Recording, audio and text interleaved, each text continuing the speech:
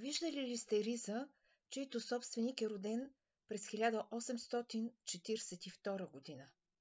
Искате ли да си изработите със съвременни материали същите шевици, които са на нея? Аз съм Светлана Радева, майстор везбар и доктор, а от средата на 2018 година издател и главен редактор на списание "Изживей България". Ризата, за която ви казах, е една от находките, на които попаднах през пролета на миналата година, на 23-та година. Получих обаждане от читателка от село Връв, Видинско, която беше много ентусиазирана от това, което вижда на страниците на списанието, и още толкова ентусиазирано ме покани при първа възможност да стигна до нейното село. Самата жена е с влашки происход, говори перфектен български, говори и влашки. Ризата, на която обаче попаднах, надмина и най-сериозните ми очаквания.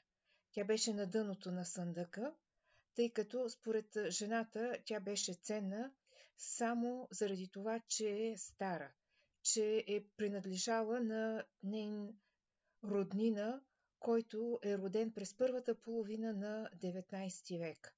Беше изненадана от огромния ми интерес и сега с няколко изречения повече за нея. Ризата е типична влашка като кройка.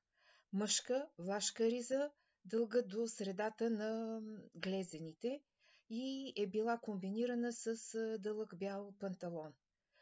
Типичната кройка за влашка риза. Уникалното в случая обаче е везбената окраса.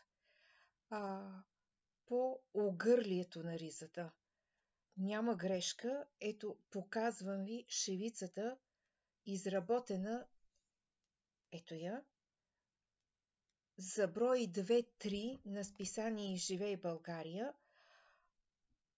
която е изключително добре запазена.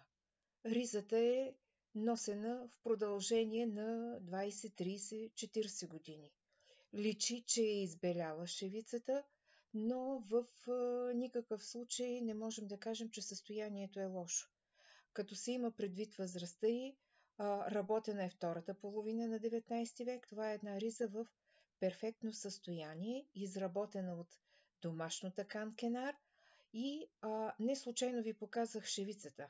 Вече сме я качвали в социалните мрежи на списанието и няма никаква грешка.